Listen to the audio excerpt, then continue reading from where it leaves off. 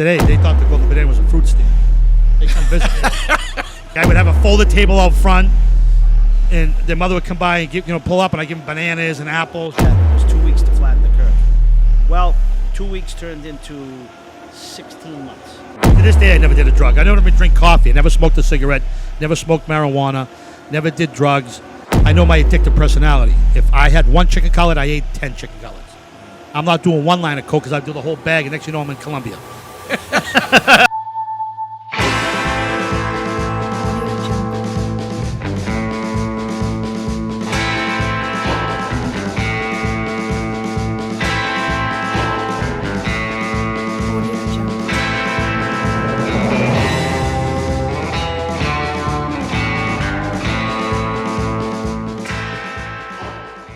We gotta charge them.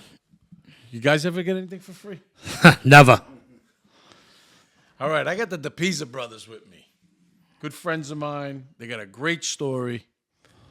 I was very interested in listening to this story. I knew their story from day one, but listening to it when I interviewed them was amazing. And I got them both here to tell you their story. We got Robbie Depesa and Peter Depesa. The better looking brother. He's been trying to use Brothers. something, I think yes. actually they're Irish twins. Are you guys Irish? Yeah, September 11th. His is the 13th. Wow. Year in 2 days. Pretty close. Two Italians are Irish twins. Actually, you're not even Italian, are you? 100%. Nope, not 100%. I heard you're a little. Just the good part. I thought you were a little Portuguese. The good part. I'm not sure who we are. We are actually. My mom's Portuguese and a little bit French Canadian. Really? We deny that part. Oh, yeah? My kids are half Portuguese. Let's start from the beginning. Born, raised, how it all started. Either one is. Well, we were born. I mean, we could go right from where we were born in Dorchester, which we only lived for a short period of time.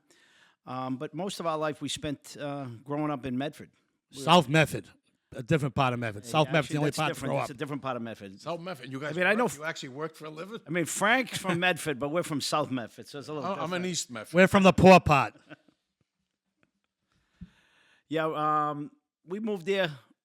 I was 4. My brother was 5. My parents got divorced, and basically, we were Pembroke, right, Pete? We were living in Pembroke when they got divorced. We went to Medford. Dorchester to Pembroke. Well, we were born in Dorchester, went to Pembroke. Back then, I mean, we're going back 54 years ago. Pembroke was like the boonies. I mean, it's a nice town now, but it was in Canada. It was out there. I actually go out there. It's pretty developed now, but it's still kind of the boonies. Yes. That's a good ride. Yep. What made you go out there? Oh, your father, mother, whoever. My father was from Quincy, and he was probably too cheap. That's the best place you could buy a house for $20,000, maybe. It was a mansion. Oh, so they went out there to get a find a affordable home there, house. find a house that they could afford. Okay. So do you remember Pembroke, or you were just? I actually do. I have a couple of visions of it. We had a lot of land. I was little, but I do have a couple of visions of it.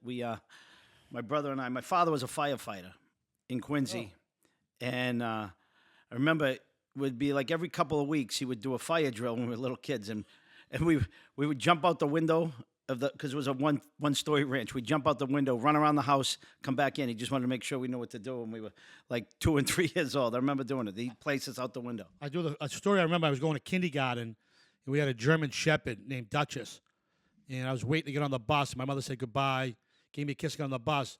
The dog chased the bus to the entire school, which was like 6 miles away. When I got off the bus, he sat next to my chair. My mother had to come down and get the dog. The dog wouldn't leave my side. Wow. It was a good dog, yeah. So you guys had pets? I just had my first pet now.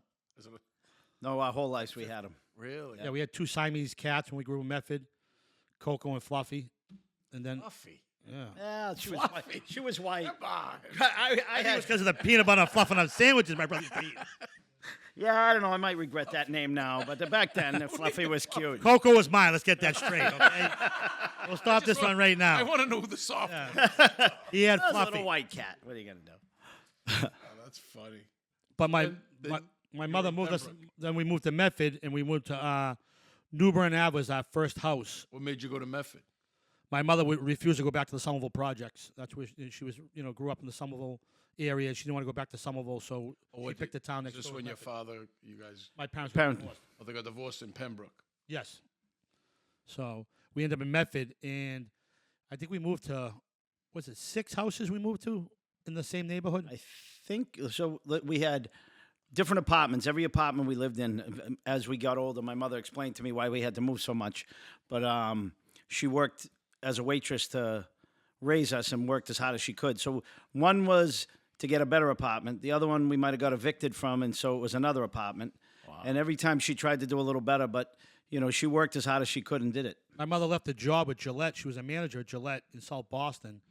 She left a really good career because she couldn't raise her children doing that job. So she became a waitress at Greg's in Watertown for 22 years. And this is her by herself? Did they have an arrangement? Did your father come in and help? Or No, my father didn't help. Financially? My father paid $50 a week for 2 kids. Obviously, look at me and my brother. We eat more than $50 a week. So really, my mother didn't have any help. Yeah, she did this on her own, huh? 100% on her own. God bless her. Yep, she did. No question about it. She worked a couple of jobs. I didn't even know how many jobs she had back in the day when we were going to school, because we were in school and she was working another job when we thought she was home sleeping, but she'd come home from the night job and had a day job.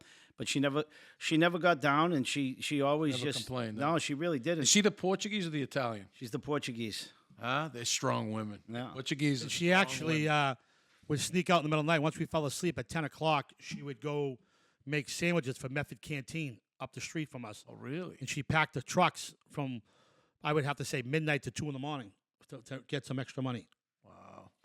And I always told my mother, why don't you get rental insurance? Because our house got broken into 4 times, and they wiped us out. Three of the times they wiped out everything. My mother had to start fresh 3 times all over. Really? Yeah. Oh, so South Medford at the time, how was the crime and the violence and all that neighborhood? I mean, listen, we were all the older back then. I'll be honest with you, the older kids that were, your trouble kids, There was a lot of drugs back then. who had a lot of fights and drugs and whatever, but they always looked out after the younger kids from the neighborhood. So they weren't like, come over and give us a slap or anything. They were like, all right, it's time for you guys to move along, and we're here.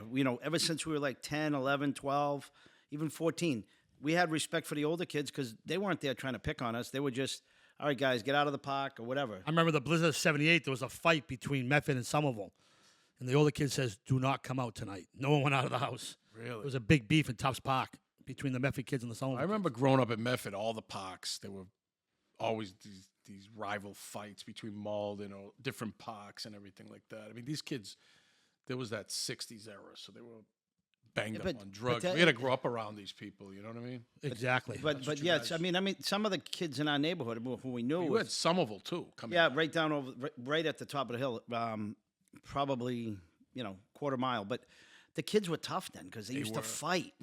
You know what I'm saying? They'd fight, they'd get up, they'd keep fighting. I remember. I mean, even myself as a young kid, I got in dozens of fights. It wasn't afraid of somebody pulling a knife or anything. It was just a straight street fight. That's Except the time you put the kid's head in the mailbox and you slam the mailbox. it's another door up and down. story. That was considered a weapon back then. But that just as my brother would tell you. But the older kids there, they were great to us. But I think it was a great place to live and grow up because everybody took care of each other in Medford.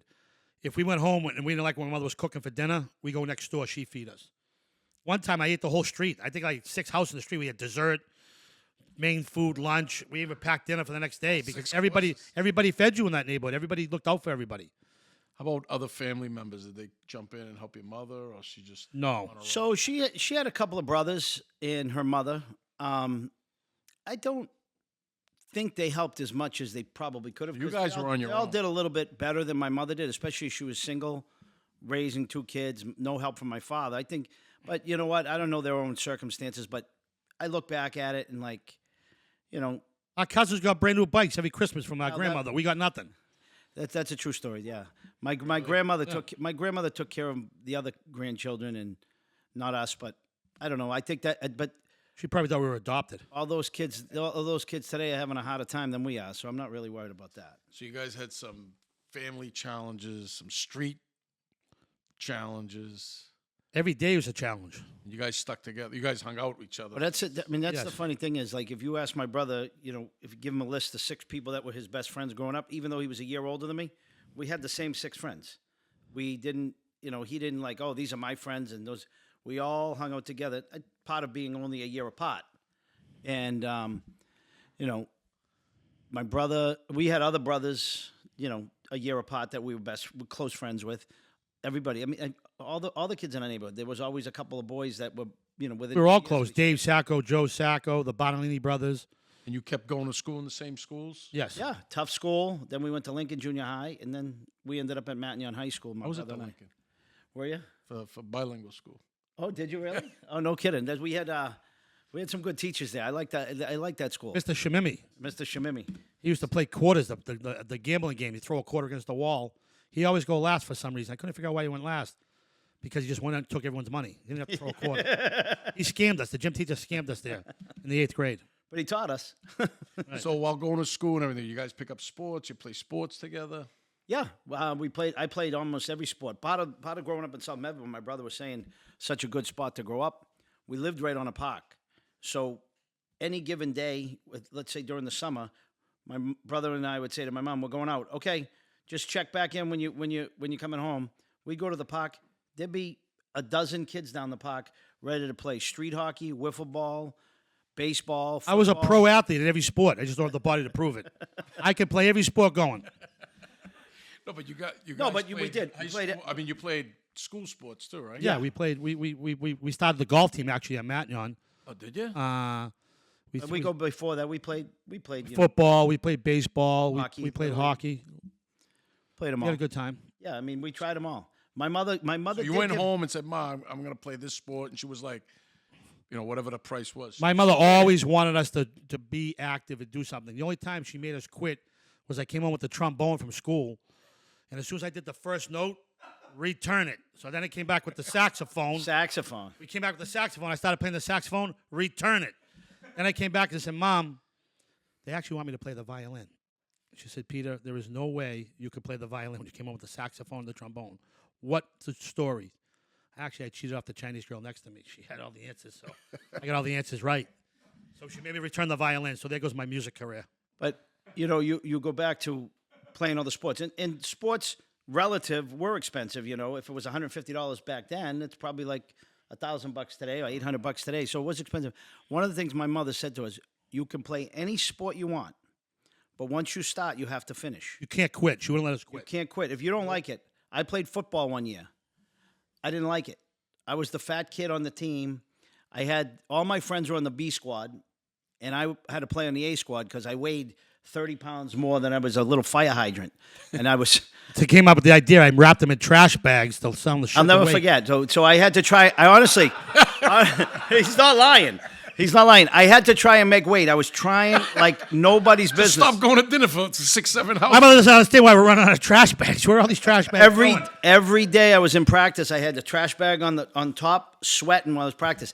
I was dropping weight. I had to lose a certain amount of pounds in like 30 days. I was like 5 pounds short of it, so I didn't make the B squad. So my mother said, "Don't feel bad." So to celebrate, she took me out for a hot fudge sundae at Brigham's. But she wouldn't. The moral of the story is she would never let us quit. So if we started something, we have to do a full season. Sounds like a real strong woman. Well, Yeah, and I think she was very, very positive on how she was going to raise us, and hopefully, and she did make a big effect on us because those are still the rules I live by today. When my kids she they're stepped 10 up and to the 12 years plate, old, you know? there's stepped no right up. question, no question. I had both parents growing up, but my father, I'd be like, "How about baseball? How much? $70. How about football? $100. How about hockey? Oh, it's $1,500." He goes, "They got mixing cement in there anywhere?" I'm like, "No, they don't got mixing cement." that could have been an Olympic sport back then for your dad. God, I would have won. Yeah, no, I mean, listen, I'll take it. You know, I see some of these kids today, you know, with two parents and everything. My mother was there as much as she possibly could. And we laugh about it. My brother and I were both goalies in hockey ever since we were like 8 and 9 years old. And the big bags, the goalie equipment, everything like that. My mother had like a 15-year-old AMC Hornet with a missing door, like a different colored door. She got 2 bags in there. Me and my brother. She would take my friend Billy with his bag in there. I have no idea how we got to the hockey rink with all that equipment. And now today we have SUVs the size of small houses. I know. And we're still can't complaining, get the equipment. and we're complaining about it. It's amazing. It was pretty funny though, thinking back. That's great. You guys had a great, strong mother there. So obviously you had to start work young. So I think my first job was at Let's talk about the first jobs. Lakash's Bakery. I think I might have been 12 or 13 years old, I think. And I was washing dishes. And then obviously you wash dishes. How old are you guys at this time? 12? Oh, wow. Was I 12 or 13? Maybe 13 or 14 because I remember you and Carl did it. You went and met Carl there. Yeah. So my friend Carl was actually at What were you Hard. doing? But actually, if I'm going to go back, our first job was my brother, myself, our friend Billy, our other friend Dwayne. We'd get together during snowstorms, and the 4 of us would knock on doors and say, "Do you like us to shovel your driveway?" Because all the driveways in South Medford were all tandem. So the upstairs parked in the front, downstairs parked in the back. They couldn't get it out, so we had to shovel around the cars. And we'd go and sometimes we get $10, whatever. At the end of the day, we'd have $50, $60, and we were excited about That it. was a lot of money back then. But we had fun with it, and then we went sledding and Except whatever. for the lady that didn't pay us. Then Billy put all the snow back. He was grabbing snow from plow trucks to put in the lady's driveway because she wanted to give us money. Everybody shoveled houses back then. We did every house but corner houses. Never ring the doorbell on corner houses. How come? You got to go around the whole corner. Too much sidewalk. You didn't get enough. That's But funny. yeah, so I think that's the way we were because, there wasn't. I mean, number one, there wasn't a lot of places to go and spend money like there is today. I mean, everything is at the Yeah, there was no cell phone. right. There So was- if we had to spend money, we had to get ourselves to Medford Square or the Meadow Glen Mall. you got to go to Tello's. You got to go Suit yourself. Suit yourself with a. Well, Suit Yourself was at Duty's Assembly Square always Road. on Yeah. duty. Yeah, I am Messiah. Where is that guy? But I think my actually official paycheck was at Lakash's Bakery, and I'll never forget. I think my first paycheck I deposited in Depositors Trust, and the next week they robbed it. The Medford police robbed the Depositors Trust, and I'm going, I can't believe they stole my money. And there was 2 guys crying, and I walked to the bank and they were crying, and I'm like, look at these guys. They lost like $2 million in a safe deposit box. It was Deep Pasquale and Bob's from Medford, the sub shop. Really? They stole all their And money so from the deposit box. as you found out the story years later, and we were just kids. We saw these guys in the neighborhood, and they found out years later that Medford police knew who was putting money in safety deposit boxes. They did it during a parade or something, didn't they? And I thought I lost. Came my, in through the next door. I thought I lost my $79 check. I was crying. I was on the hunt to see who stole the money. What did you say? How much was your check? $79. Yeah, there you go. Mom made me frame it. I don't know if I still have it, but so that was my first job, and then from there I went to York Steakhouse in Medford. Get out in the mall. In the mall. My mother dropped me off. She was so excited to be a busboy. She dropped me off. 15 minutes later, I called her up. I need a ride home. She goes, what happened? I quit. Walk home. She made me walk home from the Medical Mall to South Medford. That was like me walking to Canada back then. I know. 2 miles. 2 miles. But I said to the manager, I'm busting the tables. I'm going crazy. I'm like, how long does it take me to cook? Were you with him too? No, I didn't go there. I didn't work at Lakash's either. My first job was at Lawrence Memorial Hospital, cleaning the pans and everything like that. In the Oh, you were kitchen. Dwayne Inovani, right? Dwayne got me a job, yeah. Dwayne got me a job there. Yep. I forgot about that. It was disgusting. Needless to say, all the old people needed their food pureed, and I had to clean the big pots. I didn't. So it had to be tough at home. When did you guys get together and say, all right, fuck these jobs. We got to create a business. We got to do something. It wasn't I know until you after, guys went to the- it I don't wasn't know until after the Palace, though. We started making real money at the Palace. and I How don't. else Think, you created some? well, yeah, I was going to say I don't think we ever got together and said, "Hey, let's start a business." Like we went. He got a job at the Palace first, valeting cars. Then he got me a job, and it was all our friends working there together. But we were watching guys that were high rollers, and we were watching how you can, we'd work 6-7 hours in the day, and Just so everybody knows, the Palace was one of the biggest nightclubs. definitely of its the time. whole area. Oh yeah, definitely of its time. Yeah, 6,000 people a night. Yeah, 12 different multi-level. rooms. And multi it- levels. Couple hundred cars more. There was 3,000 cars. Yeah, there was cars all over the place. Yeah, this place was no. I think Robbie charged every one of them. Eventually, I did. So what? Let's talk about that because I know there's some good stories in the valet business. So actually, I got a job valeting cars when I was 16, but back then you had to wait 6 months to actually get your license. So I had a permit. I only had a learner's permit. So I'll never forget. I used to steal my mother's car and drive Carl and Vinny around with the learner's permit, and I go to work and be like, Pete, where's your license? Oh, I forgot at home. Well, you're too busy. Just jump on the line and start valeting cars. So I did that. I buffaloed him for like 3 months until finally he said, Pete, I need your license. I said, I don't get it until next month. I knew it. I knew you'd never license. I knew it. I just forgot to ask. So he put us inside to do the male dances. I had to do the spotlight. I go, I'm going to go inside. It's wintertime. I'm going to bounce. He goes, kid, you're 16 years old. You're going to bounce anybody. They put me aside to do the spotlight for the male dancer, which we'll get to that in a second. But getting back to the learner's permit, we're driving. I drive every day in the learner's permit. Never got pulled over. Then one day, Mrs. Sincotti says, what are you guys doing tomorrow? I said, I don't know what they're doing, what your kids are doing. But I'm going to get my license. She goes, what? You've been driving my kids for 6 months. You never asked if I had a license. I think we all drove with no license. Yeah, I mean, honestly, I remember it. Yeah, we did. You know, and You were at the Palace also? so yeah, he got me a job at the Palace. I wasn't old enough to valet cars, so it was me, my friend Fitzy, who passed away years ago, unfortunately. But we were in the parking lot just directing cars and making sure that kids didn't break into cars. It was a huge parking lot. There wasn't cameras everywhere like there is today. And we're directing cars, and we're making $6 an hour. And we'd go back afterwards. We'd go to either IHOP, Bickford's, or even sometimes the Kowloon, depending what time we get out. And we'd be sitting there, and Fitzy and I would be like, I can't wait till I get our paycheck, you know, whatever. And my brother and Kyle over there counting tips, $150 a piece, $170. I made $170 tonight. And we're looking at each other like, we're getting paid $6 an hour direct traffic. They're driving around in Porsches and valeting them back and forth. We got to figure something out. So one day I let this guy park in an area, and he goes, I walked up to him. I said, sir, I'm sorry, this is a restricted area. He goes, don't worry about it, buddy. Here's 20. Gave me a 20, and the light went off. So I opened up the sawhorses a little bit farther, so when there was no parking spaces left, someone would pull in, and I would just wait. And I'd wait till they were getting out of the car with their girlfriend, getting all dolled up and everything like that. And I'd walk over, excuse me, sir, valet parking only. He'd be like, and hand me the 10.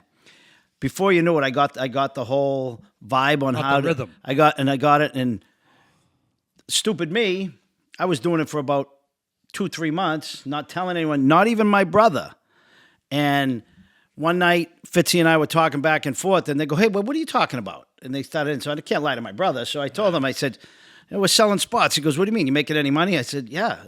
And I showed him. He's like, I made $150 valeting cars, and you make $300 selling spots. You guys got very creative with the Palace. When you're growing up, I mean, when you're growing up poor and you're going to figure out a way to make money so you could buy a brand new pair of sneakers or take yourself out to dinner or lunch or stuff like that, it becomes very creative. But that place created so much revenue, even side hustles. It's almost like There's all in the it's almost like there's so many there's ways a lot to of side hustles. I mean, for instance, all the employees. look at the NFL. The NFL secondary market for tickets is $1 billion industry. You go to any Super Bowl, they spend more money in the secondary market than they do in the first market. So you're looking at 6,000 people coming to the Palace. There's a lot of opportunities. I mean, And it was the volume. So me and my brother, as I looked at it, I wasn't stealing from the Palace because I wasn't going to steal from them. They were my boss. They were my job. I wasn't doing that. I wasn't raised that way. I looked at it, well, the guy's parking in a spot. Oh, well, it's a tip. You could look at it either way. Valet, they weren't going back to the valet to valet their car. They were parking it there. They were leaving it there. They were either going to leave it there for free and go spend their money, or I got $10 as they walked away. yeah, I got caught at every side hustle, though. Every owner caught me every side hustle I had, but they weren't mad because I wasn't taking from their pockets. I mean, I'll never forget. They put me. I didn't have my license. I had to wait 30 days for a license. They put me inside to do the male dances, the spotlight. Men in Motions. That was a big. Men in Motion. 800 women show up. So So I'm doing the spotlight, and all of a sudden a girl comes up to me and goes, oh, my God, that's your brother out there. Here's $20. Give me his phone number. I was so nervous because I'm 16 years old. This girl's 30 years old. Beautiful. I said, 395-1212. She gave me $20. That was the Medford Police phone number. I must have sold the Medford Police phone number $1,000 a week. It was going so bad, they sent 2 detectives to see Chris Scott from the owner of the Palace. He says, you guys are tying up the 911 line. He goes, it's got to be that Depesa kid. All of a sudden, he comes up to me and goes, hey, what are you doing? I said, I'm trying to make a living here. He goes, oh, what's going on? 2 cops are there. We're the police. I said, yeah, can I help you? He goes, are you selling phone numbers? Absolutely. I didn't lie. I just told him the truth. He goes, can you give your grandmother's number out? I said, you want these crazy girls calling my grandmother 3 in the morning? Pick another number. I said, I was so nervous. That was the number. So they promised me I wouldn't do that. I wouldn't sell another phone number. But you go from making $1,000, $1,500 a week to no money. You got to come up with a different hustle. So we went to Filene's basement one day, and I said to Carl, how much money you got on you? I goes, I don't know, I got $20, $30. Give it to me. He goes, what? I bought a case First of all, for those people who don't remember Filene's basement, let me just add this. Downtown.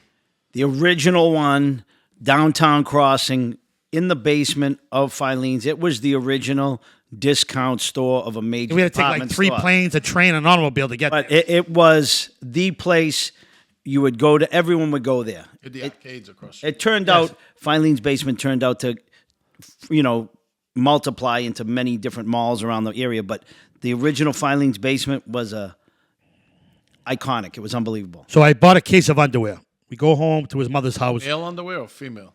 Male underwear. So all of a sudden we go back to his mother's house, and she had the plastic over the dining room table. Every Italian one must have had it. Which I'm surprised Frank doesn't have it here over the. Vinyl. I had rows of underwear. We upgraded to vinyl. I had rows of underwear and 2 magic markers, and Mrs. C walks in and goes, what are you doing? Don't worry about it. I'm signing Eddie Parker, Jim, Rio. I'm signing everybody's name to underwear. All the dancers? All the dancers' names. We go into work that night. Lady comes up and goes, I said, hey, you were at a bachelor party? She goes, yeah. I said, $5 a piece. Any underwear you want, I'll have them autographed for you personally. She goes, oh, my God. She gives me $50. Carl, I need a gym. Gives me a gym. Next you know, we're doing $2,000, $3,000 a week in underwear. Autographed. It was unbelievable the money we're making. Then after that, we got when they got caught, we got caught selling the underwear. all of a sudden, Men in Motion had their own cart out front with underwear, I started a concession pictures, stand with them. I gave them the idea for coffee. all that stuff. Peter gave them the You were ahead of idea. your time. You were a marketer for Calendars. Palace. They sold underwear, the calendars, the T-shirts, everything. They were sold. It was I should have a piece of it, but it was my idea. So at this time, making all this money, you saved some, you invested. So one of the things that happened with me when I was making money outside. You guys are surviving. Yeah, we are. But so I remember a couple of stories. So I was making all this cash money that I was like, I never deposited my check because you had to go to the bank, deposit your check. I'd get a check every week, and it'd be $60, $70. And I remember my mother calling me, and said she needed some money if we had any money lying around. We were probably 17 years old. And I said, yeah, go in my top drawer. There's money in there. Well, because she had to pay the electric bill on Monday morning. This was like a Saturday. She had to pay the electric bill on Monday morning. She was going to get shut off. So I said, Mom, put it right in the top drawer in the socks or whatever. So she go in there, and there was probably $500 or $600 in cash in there. And she flipped out because she's like, what are you doing with all this money? But she also said, why do you have so many paychecks? I had about 18 paychecks I never deposited. And just not thinking about it, didn't realize they expired. 90 days, they go bad. So I had to actually go back to my boss and say, hey, these checks expired. He goes, well, yeah, they do. You got to put them back in. So I had to get them. But I remember my mother crying, saying, I feel as a parent. I said, what do you mean you feel as a parent? She goes, my kids must be drug dealers. They have more money in here than I have in my life savings. And Ma, we don't even do drugs. We don't sell drugs. She goes, how much money are you making? I said, we make about $200, $250 a night valeting cars. There's no way you work 2 nights a week and you make more money than me. I'm going to start valeting cars. Well, that weekend, my mother shows up at the Palace, 2 a.m. Used to, come here. Yeah, she check it on us. We had to empty our pockets. If we didn't have close to $250, we were dead. We had to count that money in front of us. She did it for 4 weeks in a row. So it was like embarrassing. Like all these kids from East Boston are like, Depesa's mother's here. Get all your pockets. Get all your money out of your pockets. So she used to, do the money every week to make sure we're even. And then on Sunday dinner, she said to me, Pete, I got to ask you a question. I said, what, Ma? She goes, why do you have $50 to $75 in quarters every time I ask you to empty your pockets? Ma, don't ask me the question. I want to lie to you. She goes, Pete, I want the answer. I said, Ma, I just don't want to lie to you. So tell me the answer. Well, every car I park, I take 4 quarters out of the ashtray. So if I park 50 cars that night, I have $50 extra. My brother goes, what? You didn't tell me this scam? All the kids from East Boston would steal the cassettes, the umbrellas, everything in the whole car. There'd be a police report. Nobody ever knows that there's 4 quarters missing from an ashtray. Never. So I was making myself an extra 50 on top of it. It was perfect. And then from there, that's where the opportunity, we realized we can make money being our own business, because the first Eddie Andelman's hot dog safari was at the Palace. Yep, that was huge. And they needed somebody to do overnight security. They volunteered me and my brother, which was the biggest mistake they could have done, because all of a sudden, The Palace? it's at the Palace. They were dropping off hot dogs in the parking lot, and we were shipping them to everybody we knew. So by the time they show up 5 hours later, where's the hot dogs? They didn't show up yet. So they had to call for more hot dogs. We Guys had were hot dog burglars. hot dogs. He was the first guy to bring the big events to. Well, his kids now today own the Phantom Gourmet. Yeah. And now the hot dog safari turned into the Phantom Gourmet, the big feast they have. It's a multi-million-dollar operation they had. Yeah. Started with a little hot dog vending. But then we realized they paid us good money as our own security company to watch the thing. So we realized back then that we need to be in our own business to actually make real money. Is that when you realized it? Then we realized How old are you now? Still 18, 19. probably 17, 18, because that's when we started. We wanted to buy a limousine. Yeah. So Now, you guys, you went to high school. Did you go to college? I went to college for a year and a half. I never finished, obviously. I went to U Lowell. Then I went to. When I went to U Lowell, we bought a limousine. While I was at U Lowell, I took a year off, and then I went back to Salem State for 6 months, and then I realized it was. you actually got paid to go to college instead of taking the student loans. They paid. I don't know how that happened. I did. My mother filed for every. She filed the They weren't paperwork student wrong. loans. She filed for every grant possible. Scholarships and Grants and everything like that. And I remember, school wasn't that expensive at the time. I think it was $3,500 a semester at U Lowell, and I would get half the money, and then like end of the semester, I'd get another check for. Was another grant came in. They took their time coming in, and all of a sudden, I said to my mother one day, I said, I actually think I made money going to school this year. And she started laughing. She goes, all right, just put it in the bank. Whatever you're going to do, you might need it for next year. Cashing those checks. But You guys are still in Salt Method at this time? still in South Memphis, still living with my mother's. Me and my brother had bunk beds with sharing. We actually, one no, we left. And when we went to college, we were out of South Medford. Because we moved over to Lexington for a short period of time, for about a year. Yeah, until you beat up mom's boyfriend. Well, that's another story. But yeah, well, he was a jerk. So he didn't. I was going to needed- ask you, so she had a boyfriend through that, or she just by So she, herself? no, I'll tell you what. There was a guy that was in her life when we were young kids. His name was Peter Cassidy, and he was an absolute gentleman. He was so good to my mother. He was great to me and my brother. I remember, because my mother worked so much and she didn't have babysitters and stuff like that, when they'd go on a date, like Sunday night date night was at Faces in was the Faces on Route 2. Route 2, and yeah. it was called Faces, but it was a bowling alley. And we would go there. My brother and I would go bowling and video games, and they would hang up in the lounge or whatever. But that was her way of, and that's how he used to take her on a date. But he was a great guy. He took us on vacations. I think one of the first times we went up to Lake Winnipesaukee was with him. And he was just a nice guy to my mother. Unfortunately, he passed away too young. But Well, our first vacation was New Hampshire, which is a good story, because my mother said, well, what do your friends do for summer vacation? I said, Ma, they all go to New Hampshire. And I'm like, Ma, can we go to New Hampshire? She goes, I can't afford to go to New Hampshire. So one summer, my mother goes, we're going to go to New Hampshire. All of a sudden, we drove an hour and a half. We're in that little car with an AMG, whatever it was. I think two different colored doors. still had the same AMC car. Hornet. Yeah, two different colored doors. She might have got my glass, she right? might, yeah, it was like a big. No, that was the Pacer. That was the Pacer, Pitbull. I'm thinking of the But it was the same. So anyhow, same serious we dynamic. we go to the New Hampshire, to Saugus Pines. We had a swimming pool. We played pool with the broomstick. It was unbelievable. I think we were like 15 or 16 years old at the time. All of a sudden, No, younger, because we didn't probably like 12, 13. 12, 13, okay. So then when I finally got my license, we took the car for a ride. And we're driving 20 minutes from Medford, Is your real license or your fake license? my real license. So we finally go for a ride. We're going up Route 1, and all of a sudden we pass the hilltop. And I'm like, we can't be in New Hampshire this quick. We look across, we spun around. I'm like, there's the Saugus Pines. We're not in New Hampshire. We're in Saugus. So all of a sudden we pull in. We go into Saugus Pines. Me and my brother jump out. I'm like, It's exactly wait, what it was. This is where we went for New Hampshire. So we're like, deja vu. This is crazy. So I went home to my mother and said, Mom, tell us the truth. What happened? I said, we just happened to take the car out for a ride. 20 minutes later, we're in front of the hilltop. She's like, listen, I couldn't afford to go to New Hampshire. I told you guys we drove around for an hour and a half, went to Saugus Pines. I told you it was New Hampshire. You guys didn't know any different. Yeah. We actually thought going there, Saugus Pines was New Hampshire. Hey, at least she tried. She tried. It was awesome.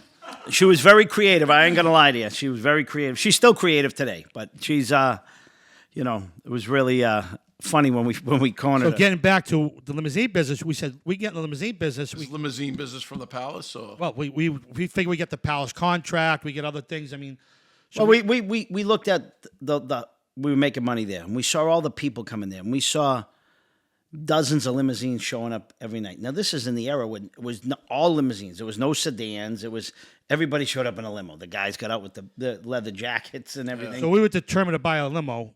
At the time, we went to 20 banks, and finally, the last bank gave us the limousine money to go buy a nice limousine from Dave L. They were the biggest. It was a used limousine They from were them. the worldwide contract for limousine business. Our interest rate, Frank, was 22.5% interest. My car payments was $1,600 a month. The normal interest rate was like 9% back then. This is in the 80s. Yeah. Oh yeah, This is when I first met you guys, when you guys 88. had Yeah, limousine. right around then. Yep. So we had the limousine contract. And we had to have our uncle co-sign the loan for us, which he did. I gotta be honest with you. I thank him every day that he did it. He didn't have to. I mean, we didn't. Here we are hustling. He was a good uncle. He was good to us, but he co-signed the loan. Yeah, he was a hustler though. He owned two medallions for Green Cab in Somerville. He worked hard his whole life.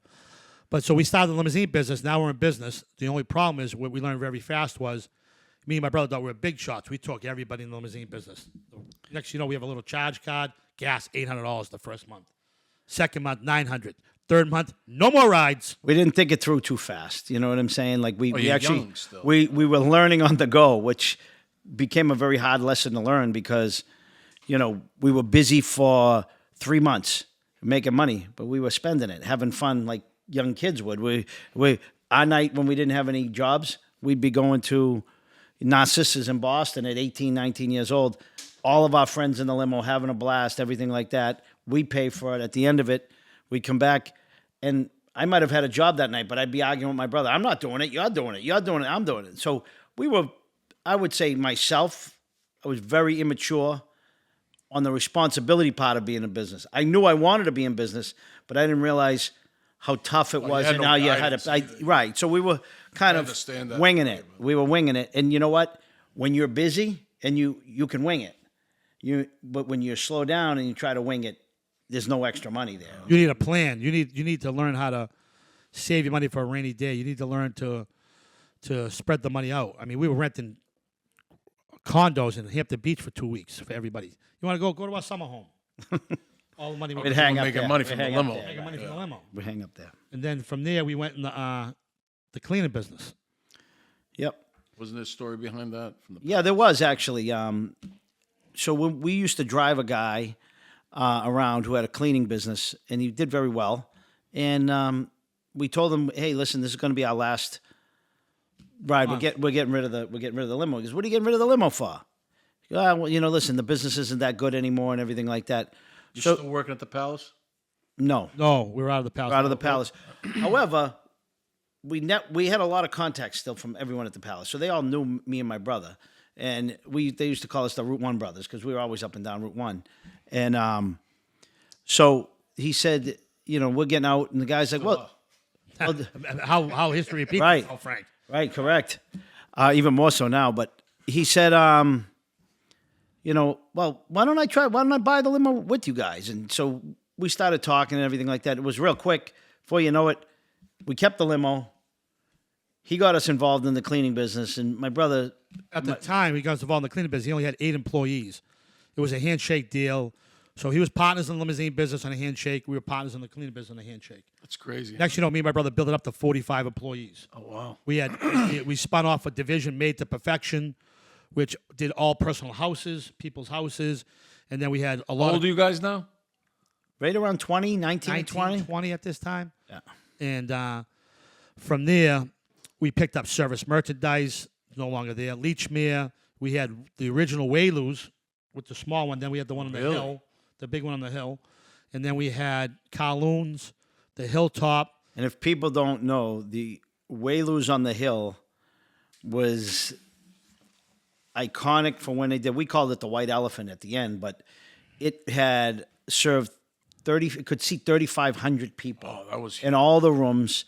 And What they spent at the time, $10 million. they said it was like $17 million to build this thing. Comparable to today is probably $50 million. I mean, it was crazy. On top of that hill, it was people came from all over the country just to go there for the place, just Frank, to they see were it. so busy that they wouldn't even wash the dishes. They would just throw them out. They couldn't get to it. They didn't even wash the dishes. They just take the dishes and throw them all out. They couldn't get Buy it. new ones every week. It's insane. I how remember busy that place. It was crazy. Insane. There was a big nightclubs in there too. Afters, we cleaned That the was whole years place. later. We cleaned Later. the whole place, and Yeah, we had we took care of. They had escalators in there, elevators in there. They had You brass guys were working everywhere. a lot of hours. Oh, Top of having good. no question. Gonna have a At good this time point, with when we got in the cleaning business, though, it was definitely hard work. There's no question. There was hardly any more playing around because it was 7 days a week. It was 11 o'clock at night till 2 in the afternoon. Go home, sleep for a little bit, go back and do it except for again. the time that I got in trouble for, I told my brother we're cleaning leach man, we're buffing the floors. So I'm going to go to the bathroom. I come back, I put rollerblades on, and I'm going across the whole leach man with rollerblades and a hockey stick. And the security guy goes, "Stop playing around. Put the rollerblades back, please." My brother goes, "What's he doing?" I'm combined with rollerblades. Let's play hockey. You got the rollerblades out of the store. Right out of the store. Yeah. I laced them right up, and I started going around the whole store. Yeah, it was tough business, but we were working hard, making money with it. So everything we did, I think, I'll speak for myself. I wasn't afraid to try something new. If it looked like a good opportunity, I never really had a plan and said, okay, I'm going to go in this direction and I'm going to be in the finance business or anything like that. I saw something, I saw opening, and I said, all right, let me try it. And I had my brother to bounce it off of because we did everything together as kids. Yeah. We played hockey together, everything, as we said. And here we are in business. It wasn't like, hey, Pete, I really don't want to go in the cleaning business. I'm going my own way. You do. That was never even a thought. My mom always said, stick together. Stick together, stick up for each other, all that. And I think that being since we're little, I'm 53, he's 54. I know I look a lot better, but I still look younger. But we still that way. I can vouch for that. You guys stuck together from day one. So it's a thing. And brothers, we fight like anybody. We fought back when we were kids. We fight now. We argue. Fist fights like head to We had head. some good You fist ever put the gloves on? And Oh, we hit bare hands. We had to put Listen. gloves on. if you talk to one of our closest friend, Vinny Bass, he says to us, the naked fist fights in the hallway were the best he's ever seen in his Really? life. And I'm like, we'd charge each other. We'd be half asleep.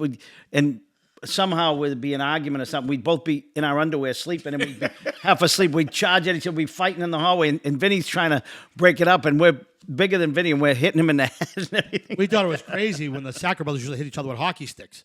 And then as years gone by, we were in the restaurant business, and my brother, we used to fight each other with knives. He stabbed me right here with a French knife. I threw a knife off, skipped off the floor, went right inside his ankle.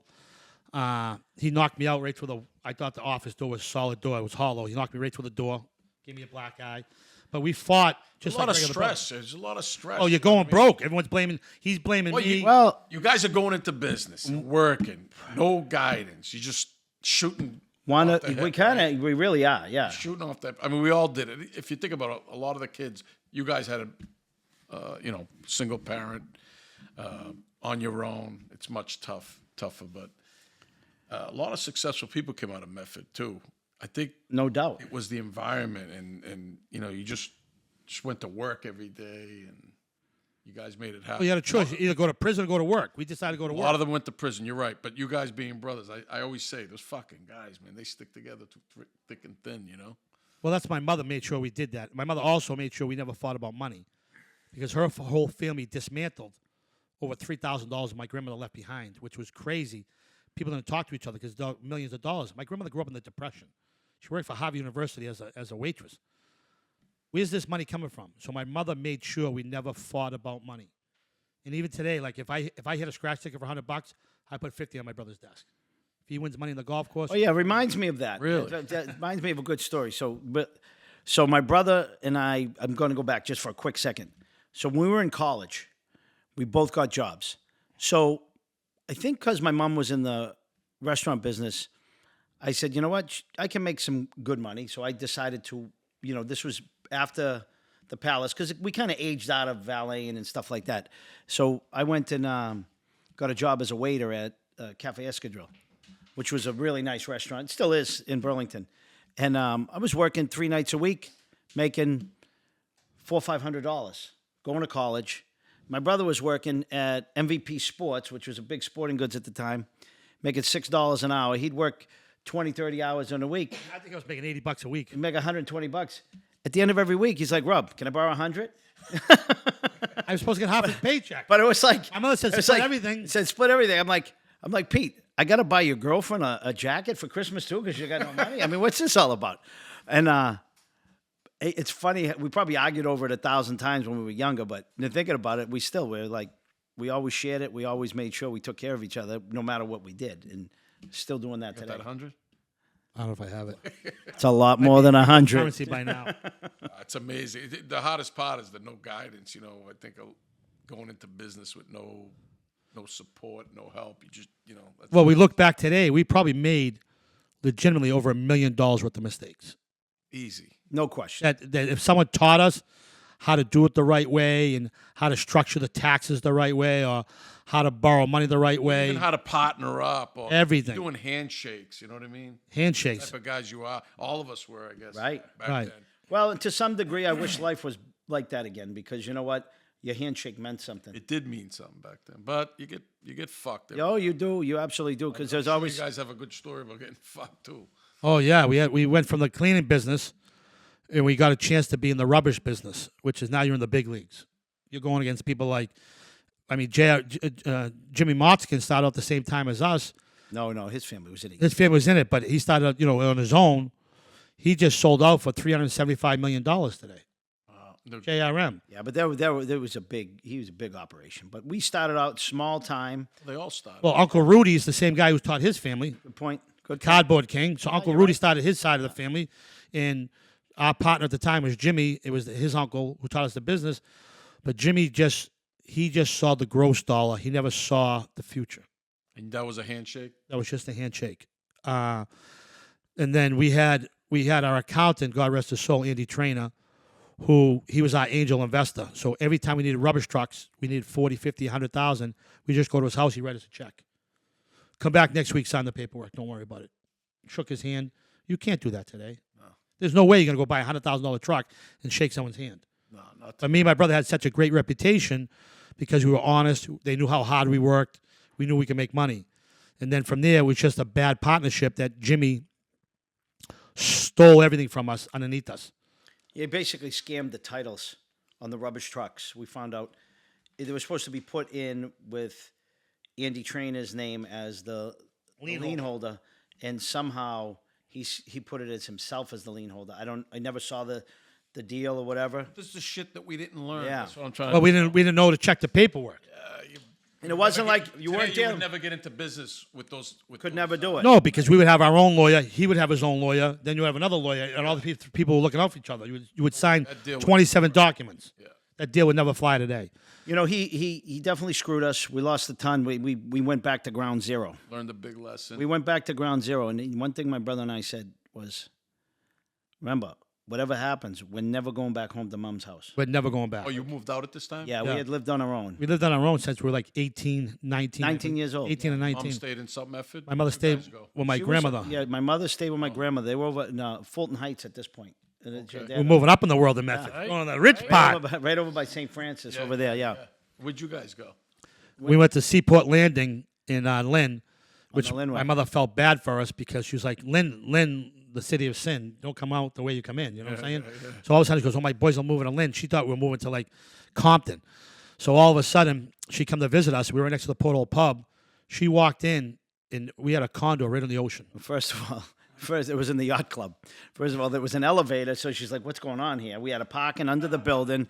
She pulls up, and she comes in the place, and it's all brand new furniture in the place. I'm talking, we had waterfalls in the hallway. We had goldfish. Moving on up. We had a brand We new. were living in Lynn. We had a brand new white couch. It could have probably slept 14 people. That's how big it was. And the funny story about that was, we got all the furniture on a handshake, Frank. Really? At the time when I was cleaning, not to jump around, but we cleaned in the Squire, and I became very friendly with the owner who took me underneath his wing and started teaching me everything. And the manager at the time was Sonny. And he's like, hey, big shot, how's it feel to have your own place? I said, great, but I'm on an air mattress. He goes, what do you mean? You have no furniture? I said, Sonny, I got $2 in my pocket. The guy Jimmy stole all our money. Get in the car. Where's your brother? I'll call him. Put me and my brother in the car. Sonny was great. Remember the old town car? That thing drove like it was on clouds. He drove us to Richie's Furniture in Chelsea. Who's Sonny now? Sonny's the manager of the Squire.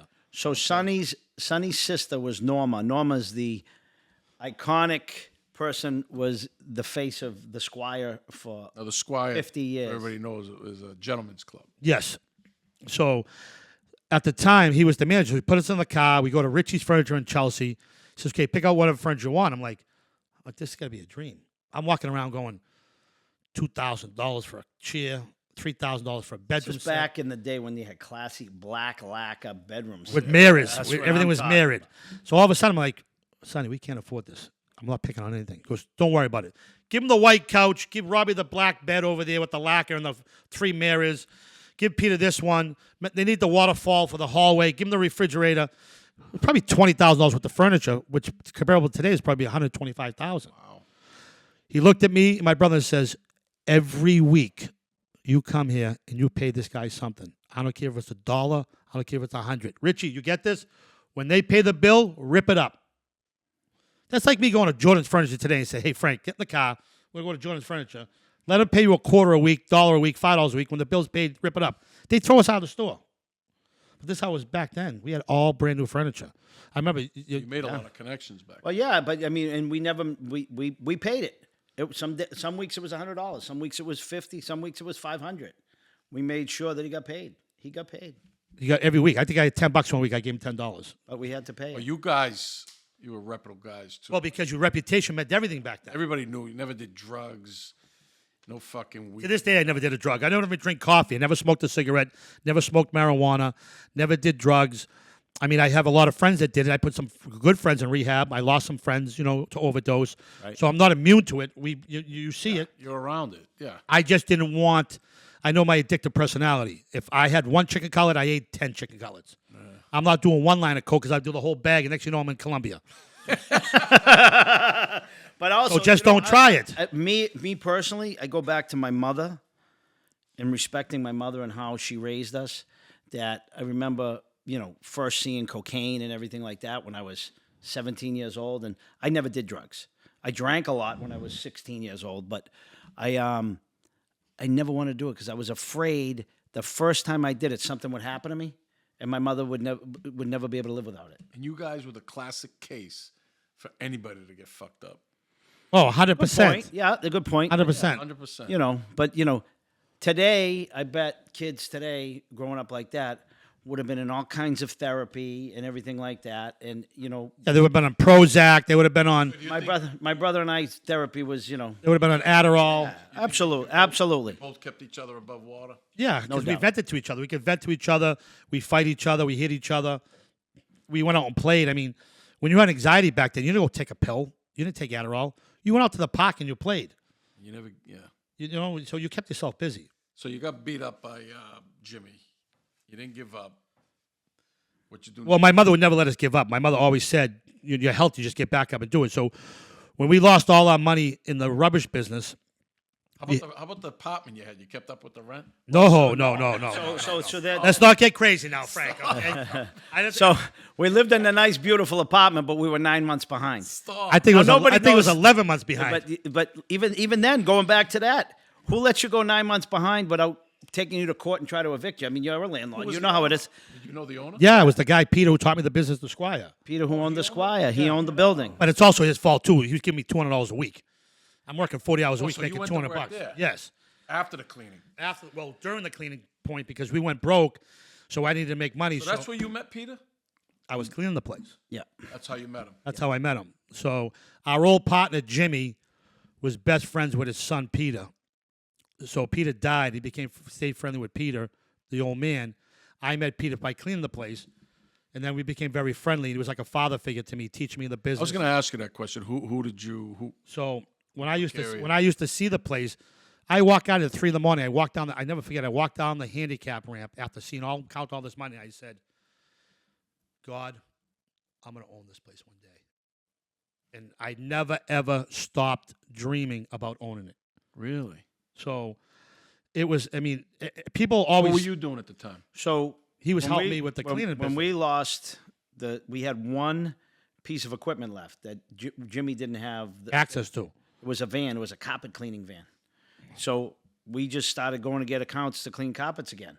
Get out. And my brother said, listen, I'm going to go work at the Squire. You clean the carpets. So I was doing that. And then I got busy. I started getting more accounts. I got my little cousin involved to help me as a helper. And, you know, once again, we were 9 months behind on our rent. And as soon as we were working hard. And Peter, I remember Peter saying, don't worry about it. You guys will pay it off. You guys know what you're doing. He didn't care about it. And before you know it, within a year, down to 7,000, 6,000, 5,000. Before you know it, we didn't owe any more rent. We were current. We were doing really well in the cleaning business. And I said to my brother, I said, Pete, I can't do this anymore. I'm working 7 days a week, 14 hours a day. So he was driving out to like Cumberland Farms out in Fall River to clean a store for $25. You were working in the Squire? I would help him too, but then I would go back to the Squire and work because at the time the owner worked from 1 o'clock in the morning until 11 o'clock in the morning because he got double the work done. He didn't work there while I was open. Oh, get out. So it wasn't like, oh, Pete, of course he wants to be in the gentleman's club business. All he's around naked women. There wasn't one naked chick there when I worked there because I worked in the morning, 3 in the morning when nobody's there to learn the business. So from there, we just got tired of going to Fall River for $25 to wax a floor or do this. So one day we were cleaning Bambino's in Malden. George Tecci at the time owned it. And I found a big envelope underneath the desk. I tucked it away, and I kept it. I went home that week, and I read a business plan on how to open up Italian takeout restaurants. It was called Baldini's. At the time, Baldini's was in downtown Crossing, was it? 4 locations. But the first one was downtown. Statute of limitations over, folks. I don't care. Yeah. So I already told him I returned the business. So anyhow, Baldini's put McDonald's out of business at downtown Crossing. It was an unbelievable takeout. So I said to my brother, we got to open up a Baldini's. But we don't have the money to compete in Boston. But common sense tells you, these people leave Boston. Why do they want to pick the food up in Boston, drive 30 minutes home when it's cold? We need to get in the suburbs so they can stop there and they'll be home. So at the time, with all our connections we made, we finally found a location in Reading. But you're still working at the Squire? Still working at the Squire. I found a location in Reading, and me and my brother opened up a Italian takeout place. Yeah, I mean, because we didn't have a lot of money. So we're trying to figure out something with reasonable Mass. rent. Reading, Mass. Square. Right in the square. So we opened a place called Focaccia's, but don't forget, all the connections we made, Frank, me being around the Squire, me being around my reputation, Peter DeVito, God rest his soul, he gave us produce for free for 1 year. Peter was a great guy. Great guy. Great guy. Like Bianco sausages.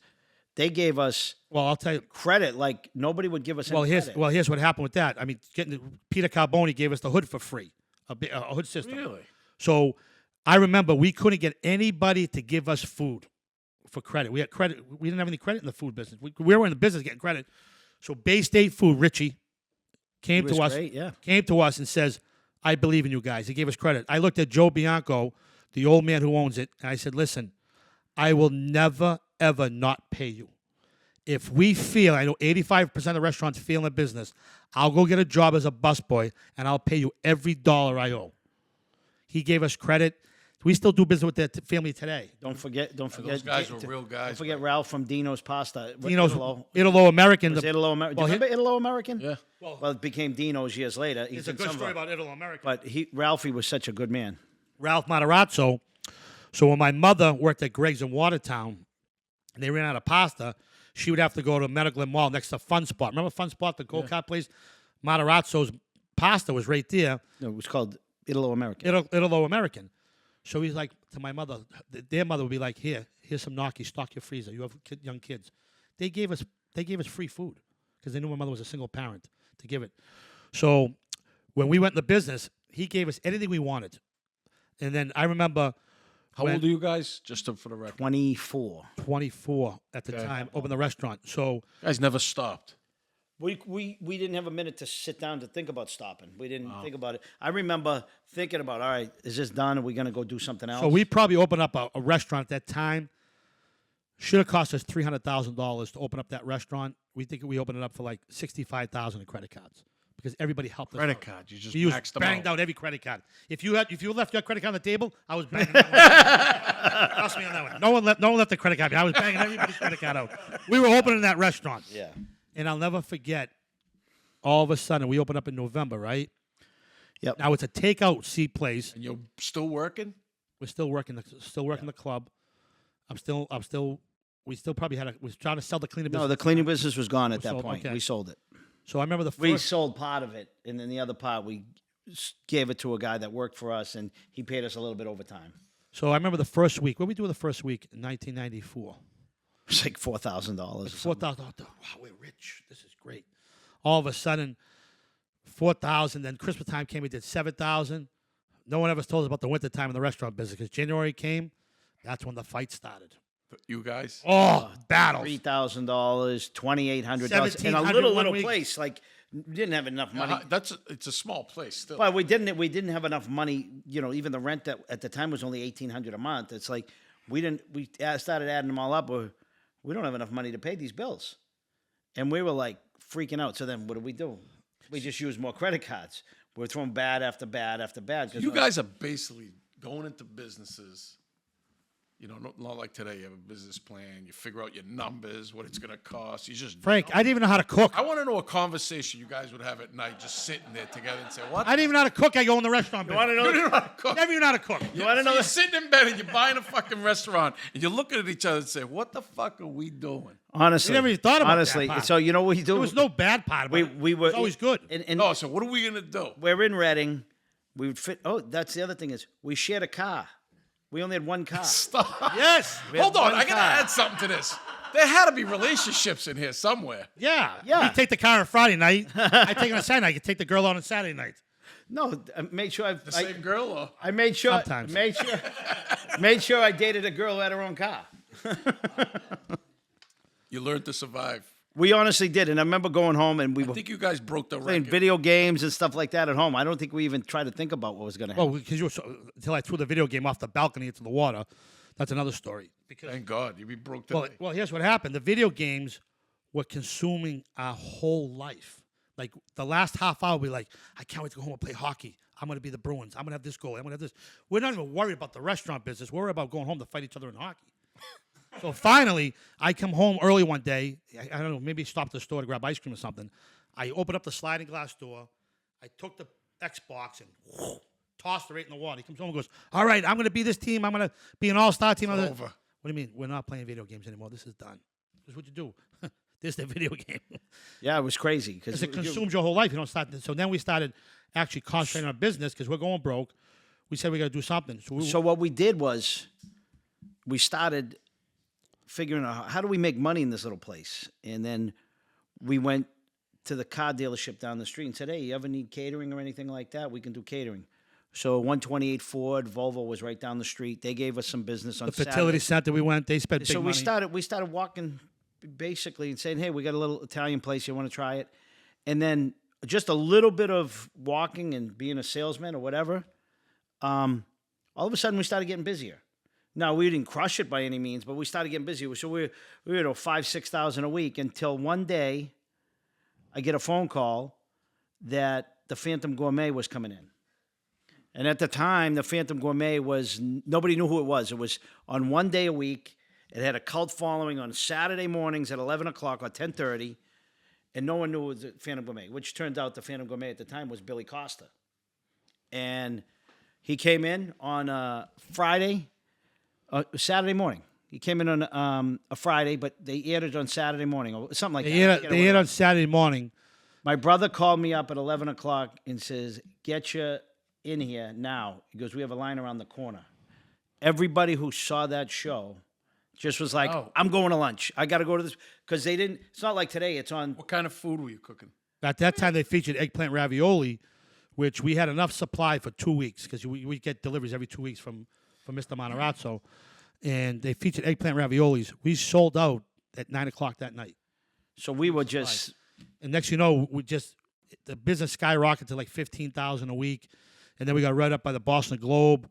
Next, you know, I'm on a Boston magazine, one of the top chefs with. You? I don't even know how to cook, and I'm on the magazine. Legit, don't even know how to cook, and I'll have to find the magazine. There's like 12 people. Andy Husbands was on it. Paul Wahlberg was on the thing. I'm sitting next to Paul Wahlberg. You guys are friendly with the Wahlberg. Well, now we are friendly with them now, but back then I didn't know who the people were, and I'm like, how are we even on this in this magazine? We don't even know how to cook. Then all of a sudden, I'm telling you, it gets better. Yeah, no.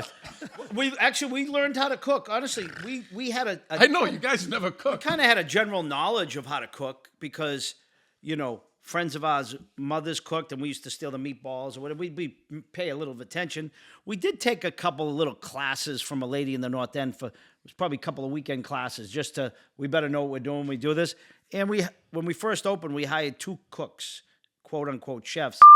And before you know, we didn't realize we couldn't pay them $500 a week. And so we fired them after 2 weeks, and we learned a few stuff from them. So we figured it out. I said, listen, if I'm in all these magazines, I better get a certificate as a chef. So I go to Cambridge Culinary, and I'm taking the course like a couple of nights. You know, I rush out of work and go take a couple of night classes down there. I'm like 2 weeks away from getting my certificate. And the lady wants to kick me out of the course because she promises all these people, oh, you can just write a business plan, go to Bank of America, and they're going to give you $1 million to open a restaurant. I said, Roberta, you're lying to these people.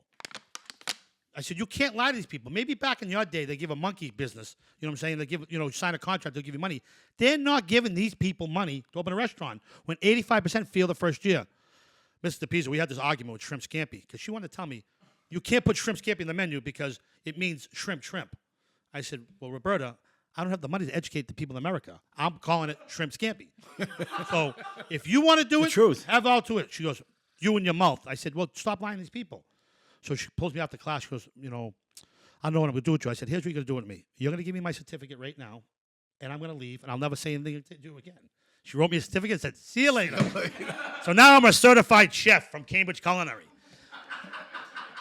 Now, from there... Certified. He's certified already. Yeah, he's certified. So then we're getting so busy. We had to open another location. So we decided to open up in Wilmington. We opened up a big facility in Wilmington. We had a customer come in. He was a developer in Wilmington, and he said, because we were trying to expand in Reading because we started getting busier, and like anybody, and natural, let's make it bigger. And he said, instead of going through all this, he goes, open up another location in Wilmington. We're like, yeah, we actually never even drove to Wilmington, even though it's the next town over. Yeah. We never did. So what made you go to Reading? I was getting my hair cut down the street from a couple of sisters.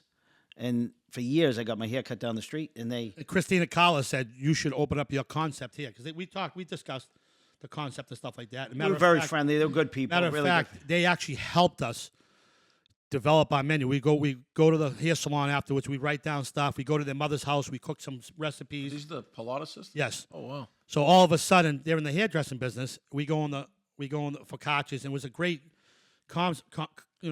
They helped us up, too, because they were down the street. They used to get people, all their clients, you got to go try it, and they would help us. So years later, they decided to retire from the hairdressing business. They were going to open their own restaurant in the North Boston. End called G.B.U. And I'll never forget, they came to me and brother and said, we're going to open it up. And I wrote on a piece of paper, do not go in the restaurant business. They wanted to do it. They did it. Very successful. They're today. doing They have good. A beautiful They're doing place. good now. They're great women. A great location. They have a great location. They opened up a bigger place in the Continental Hotel right next door. But we had a lot of fun, being in the restaurant business. I mean, just that location alone, we used to rollerblade to Wakefield Lake every night after work. Really? All of us were together. We had the whole neighborhood. Yeah, we were friendly. Getting back to me having becoming a certified chef, we go to Wilmington. We open up a bigger spot, and we're doing that for a while. And all of a sudden, the Food Network is looking for a chef to represent the city of Boston. I said, my brother, we are them. We're going to represent Boston. He goes, we don't even know how to cook. You want to go on the? You're certified. You want to go on the? You want to go on the restaurant? Oh, we've been in the restaurant business now at that time for like 8 years. So You want to go we on knew the Food something. Network? We knew something. Just the restaurant business? That's it. Or you At the still time. working at the Squire? No. Oh, I'm gone from there. I got in a falling out. I'll tell you that afterwards. So we're gonna go interview to be on the Food Network, to represent the city of Boston, to go against 2 celebrity chefs. Out of 3,000 people that applied for this job to represent the Food Network, who do they pick? Me and my brother. The certified bros. Now we're on the Food Network. Now I said, you can't get any bigger than the Food Network. We had a blast doing the Food Network. Wow. Yeah, it was a scavenger hunt around the city of Boston. It was pretty fun. All the iconic places, the Langham Hotel, which was what was the Langham? Lee before? Meridian Hotel. Le Meridian and then it was Which all kind of fun shop stuff. on Hearn on Ave. Yeah. Hearn Here and Ave. Yeah. Cambridge. We had a lot of fun. It was fun. It was like a tour of the city, but it was a race in the same But the time. restaurant business was a great business. We met a lot of good people. Still friendly with them today. You know what I'm saying? One of our closest friends, Greg Barone, we met him as a customer in Reading. Great guy, yeah. Very good guy. We developed a great function business. We had a function hall in Wilmington. We had a big catering. That's where you met Greg in the restaurant business? Yeah. Yeah, He was a customer of ours in Reading. Customers in 1995. He used to pull up with his dog sticking out of the T-tops of his Corvette. So we had a lot of fun in the restaurant business. So you left the Squire, obviously. Good terms or bad terms? Well, we always remained friendly, but it was on bad terms because what happened was I wanted to start a family. I needed to get paid. I couldn't get paid for $200 a week. I mean, I was making no money. Paying him $50 a shift. So I told him, I said, listen, I'm not a barfly. I don't borrow money from you. I don't need you. I said, I increased your business by $10,000 a week because I know how to put people together. I had a network. I said, whatever you pay me, I already paid myself because I brought the business in. So I told him what I needed, and he goes, you're fired. I said, what do you mean I'm fired? I said, I'll give you 30 days. Let you think about it. I said, just to let you know, after 30 days, if I leave, if I decide to come back, I want 15% ownership. You're stubborn. I said, stubborn, you taught me. I'm doing exactly what you taught me. So when I said I'm leaving to go open the restaurant business, good luck. You know what I'm saying? So I said, I'll never step back foot in this place till I own it. So if I leave now, I have to be an owner when I come back. And I held my word. I never went back till I owned it. He'd come and visit me at the restaurant. I go visit him in the parking lot. I sit in the parking lot and talk to him. I go visit him at Dunkin' Donuts, Johnny Food Master next door. I would take him to the produce stand. I still stayed very friendly with him, but I would not go back inside the Squire until I owned it. So at this point, you own Reading, Focaccia's in Reading. Focaccia's in Reading. This is what? You guys... 94, we started it. In 2000, we started... Like 99, we tried to open up another restaurant in Wilmington. And I believe everything happens for a reason, Frank, because we opened up that bigger location in Wilmington. Everything was going great. We're making a lot of money. We're saving money. Rob's golfing with a bunch of people at Andover Country Club. We made some money in the stock market to be able to build a restaurant and stuff like that. So we had an opportunity. These guys are hustling. We had an opportunity to open up a restaurant in Newburyport. At the time, Charlie Perkins, who's a restaurant guy who sold a lot of restaurants, comes to us and says, they want you to bid on this location.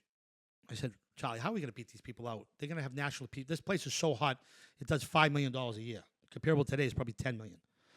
I said, they're not going to pick us. He goes, I'm telling you, they want a family-owned restaurant in this location. I said, okay. It went from 10 people down to 3.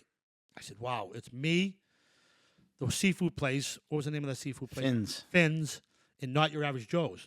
I said, Charlie, Not Your Average Joe's is a chain.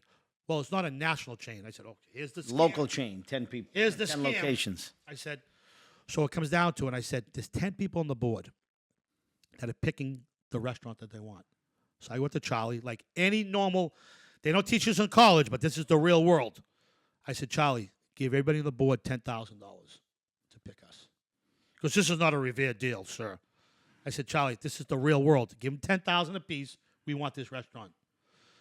We lost the restaurant. I actually started crying. I'm like, this is my whole life. I wanted this restaurant so bad. All of a sudden, I find out years later, you know why Not Your Average Joe's got the location? Paid more money. $20,000 a person. They fucking knew it. They knew it. So from there, we're like, what are we going to do? We need. Charlie was playing you. Of course he was playing us. He was using me as a pawn, which will never happen again. Once I learned a lesson, I always remember, I'll never let it happen to me again. Just like when Jimmy robbed us of our business. If you become my partner today, you sign 20 contracts, fingerprints, social security number, I get everything on you. So from there, we said, all of a sudden, the Golden Banana closed. You know, there was a big. You're in Wilmington. We're in now? Wilmington. We sold the Reading restaurant because we sold the Reading restaurant and we got really good money for it because we needed the money to open up Newburyport. 'cause We he were told us- basically went He told through. us, get your finances together. You're getting this restaurant in Newburyport. It's going to be yours. So we sold. We had a barbecue joint at the time. We had ready. We sold both those locations. We had enough money to open up Newburyport. So you're making money right now? Yes. Yes. I mean, Finally making money. we're fine. I mean, we're make doing money. we're doing $2 million a You year. got money saved. You're Yep. finally making. Yep, we got some you money saved, yep. relationships going on. Oh yeah. Okay. I'm, we're both he was married. He I was. was I married. was not You weren't married. you got married? I was married. I had two. I have Well, two he got children. married in 2000 or 1999. I don't remember. What year. 97 was it? Maybe Something 97. like that. So I had my kids would actually come visit me at the restaurant because I work 100 hours a week. My daughter was at cheerleading, and I would have private Amanda lessons. was born 2000, right? Yeah. So I would have private lessons with her in the restaurant just to watch her, tumble in the function room. So we sold everything we had to go open up Newburyport. Now all of a sudden Newburyport, we don't get it. What are we gonna do with this money? So I found out the Golden Banana was closed and Peter Fumara passed away. So me and my brother are like, we're gonna buy this. Golden Banana is another Gentlemen's Club. It's been around for 52 years. And it was closed at the time? Closed at the time. It's closed for 4 years. So we went and we met the daughter of Peter Fumara to make a deal to buy the Golden Banana. And my brother, talked to her. We talked to her. We ended up buying. Basically said, well, you don't have the money. Okay, but what if we do have the money? And we said, originally she was standoffish because. How old are you guys now? So this is 30? 05, bro, right? Yeah. 35, 34, something like that. 34, 34. We're the youngest guys in the Gentlemen's Club business. So it's 2005. So we're probably I was born in 33. 35. I was 34 and you were 33. Right? No. All right, so you're no. early A little- 30s. early 30s. So we started to make a deal with her. Now, the place had still been closed down. It was closed down for fire code violations, all kinds of stuff. The place was vacant, gutted. Sat like that for 3 years. They finally agreed to. So, well, we originally went to see it. She goes, well, my father paid $5.5 million, so I want $5.5 million for it. Right. I said, we don't have $5.5 million.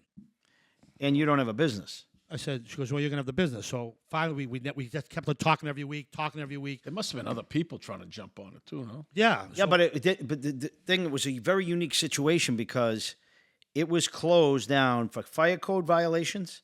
And during that time, there was a lawsuit back and forth between the owner of the property and Peter Fumara, who owned the business at that time. And nobody wanted to take the chance. Nobody wanted to take the chance. So I because- said- and the place was gutted to the core. It had nothing in it.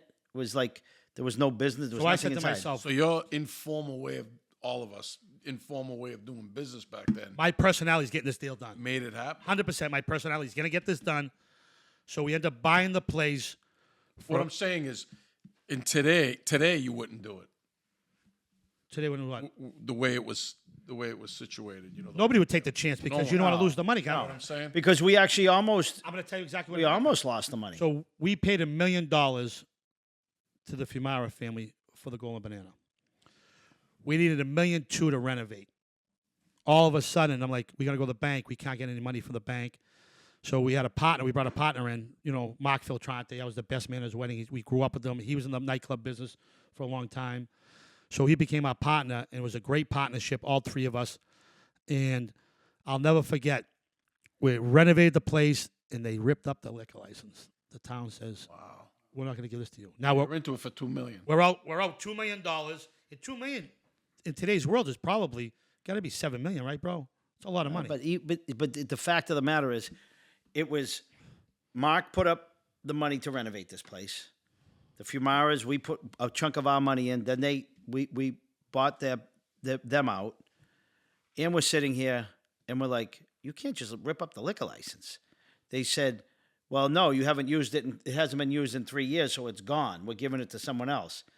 And we had a smart enough lawyer that says, no. This was held because of a lawsuit. You can't touch it. And the smart thing was, every year, when Peter Fumara was alive, he paid the $2,000 fee every year to keep this License thing fee. going. Now, they technically don't let you table licenses like that, but it was for a specific place, and they couldn't use it anywhere else, and they couldn't use it because of the courts. So when we finally went to them, and they talked to their counsel and everything and came back and forth, they said, you're right. We're going to give you 60 days to get this thing back open. 60. 60. So that's when You we cry at this time too? Well, listen, Cry again? no, because here's what happened. When they ripped up the license, you cry Oh, I again? cried when they ripped up the building permit. Let's get to that. So all of a sudden, they're giving us 60 days to renovate this place. If we had it 61, we lost everything. We Really? had $2 million on the line. But We're losing you got to remember something. This place has been closed for so many years. New people became in charge of the town. They didn't want it open again. They wanted it to go bye-bye Frank, forever. all of a sudden, we're going to do 6 months worth of construction in 2 months. All of a sudden, halfway through, we're in the place painting in the middle of the night, like 2 in the morning. They show up and says, "You don't have a permit to work in the middle of the night." I said, "We're painting. There's nobody around here. We're not making any noise." You're telling me that the cleaners that go clean all this industrial parks in Peabody pull permits to work in the middle of the night? There's no difference between washing the walls with Windex or me washing with paint. It's the same thing. Rip the license up. We had to go pay another $15,000, 4-day delay. Seized on the work permit. That's delayed us. They're trying to They delay were trying to us. shut you They were down. trying to delay. So all of a Everybody sudden, was trying to delay it. the last day, the bill inspector comes in, and he feels us because there's no braille handles behind the door handles to let blind people know that they can't go in that door. I said, "How many blind people you know go inside a strip club?" This is not braille. I mean, what do you want us to do? Put brailles on the women now? This is crazy. So all of a sudden, my father made me go to Home Depot and get sandpaper, and we put sandpaper behind every door that you're not supposed to touch. That's how we got passed. But they legitimately tried to shut us down. We Tried every braille little handles. spot. How many buildings have you seen built from 2005 to now that have any braille handles? I guarantee you can't find one. Never heard it in my life. Never heard of it. It's one of those rules that no one ever uses anymore. So from there, we were very successful in the Golden Banana. We're making real money now. So now you guys knew nothing about the business except you working it. I worked, Well, so I knew he worked it, worked but it. also the partner that we brought in, Mark, he was in the Oh, yeah, he industry. was He in was it. in the That's industry right. for 15. So Mark was very, very almost 20 years. When we, Mark taught us a lot of infrastructure, the formula, what to do, what not to do. He was a great partner. From there, the restaurant business was changing around everywhere. So you own both businesses? Yes. So the restaurant business, we used to make 20% profit, which was great. All of a sudden, it went from 20% down to 8% because everyone got smart. The electric bill went from $800 a month to $3,200 a month. The paper goods went from 10 cents to 75 cents. The employees paid. cost of doing business was getting crazy. So all of a sudden, I said to these people, I called the electric company one day. I said, "You want 4 times the value on our bill. That's like me taking a $10 pizza and charging 40. No one's going to come in, do more volume. You can't do more volume. There's only so many people going to Wilmington. So the profit went from 20% down to 8. I'm like, what are we doing all this work for 8%? This is crazy, bro. Let's just sell it. So we had a chance to sell it to a big company. They were going to give us big money, and a chef came along and said, "Hey, I would really like to buy it, but can you finance it for me?" I'm like, do I take the lump sum check that I have in my hand, or do I finance this guy? And I said, "You know what, bro? Let's give the guy a shot. Let's finance it." I put my heart before I put my brain, because anybody in business would have taught you to say, take the check. Correct. I helped the guy out because this guy was with me for 15 Still years. learning. yeah. I'm still learning. So, I mean, Still fucking so we helped the guy out. He had it for 2 years, and then he threw us the keys and says, "I don't want to do it anymore." So now we get the restaurant back. We have no more money because he didn't want to pay us, so we had to resell it again.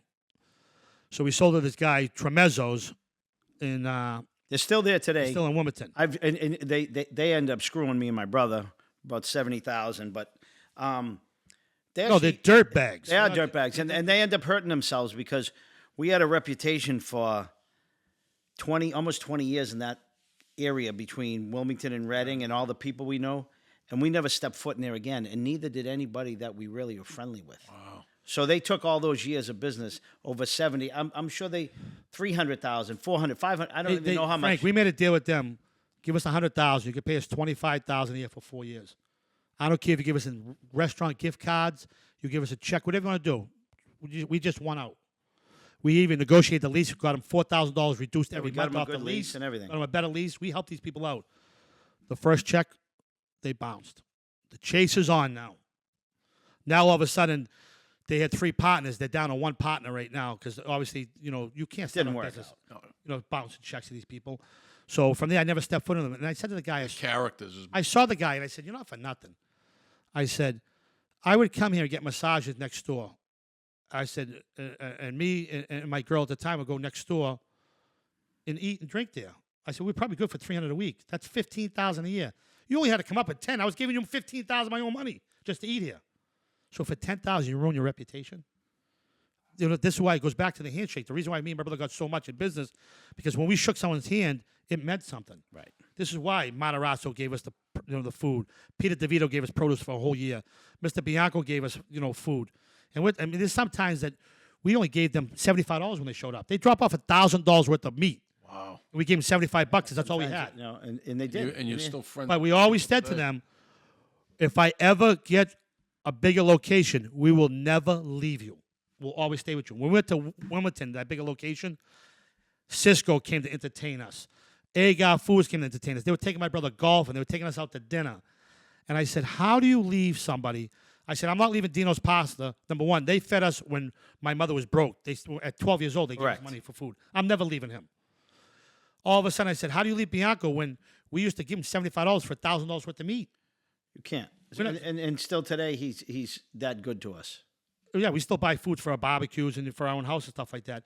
But you can't leave somebody that does that. We gave our word. We will never leave you for the bigger people. And we stuck that way. So now you got the banana. We got the banana. We sold the restaurant. We're making money.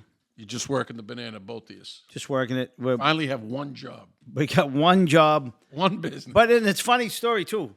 We got one job, and in typical fashion, he's married. I had a girlfriend, but before I owned the banana, she was a long-term girlfriend for about 8 years. And before we bought the banana, I told her I was going in the business, and she didn't like it. And I said, I understand. It really wasn't working out with me and her anyway, but it was a long time. And I just said, you know what? I got to take my shot at it. The restaurant business isn't giving me where I want to go, and I don't feel like working 100 hours a week the rest of my life. So I'm going to take a shot at it. We broke up. I went into that business, everything like that. And, we took a place that was closed, renovated, did all that. And before you know it. That was a long shot.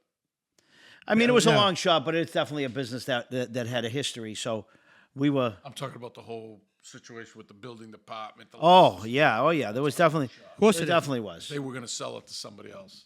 The Right. license. Correct. Oh yeah, they were going to give the liquor license. They already had it. So someone in the mall was getting it over at the North Shore Mall. They were going to get the license, and but then, Peabody decided to start putting out more licenses after we were open because they needed more. So I think they put out another dozen licenses at the time. But after we got into Peabody, I will tell you, everybody in that city rather, Great town to do business with. unbelievable. They don't bother us. We do a good job. We don't have problems there. We every health inspection, the building department, the fire department, we do a good job with all of it because we run a really good, clean, professional business. It's not like Right, but I'm just saying, the stigma behind the business is, we don't want this here.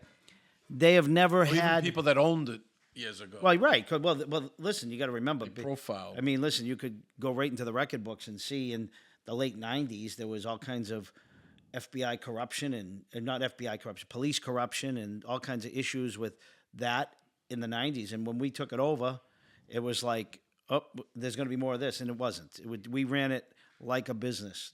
We ran it just like IBM, just like Amazon. It was strictly business. And we became very successful.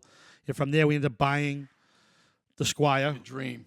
Bought the Dream, bought the Squire. That made that very successful. Then my partner, he wanted to retire. And we bought my partner out of Tens up in Salisbury Beach. And actually, in 2 weeks, me and my brother just opened up another business adjacent to Tens called the Sandlot, which is going to be doing outdoor beach bar with live music.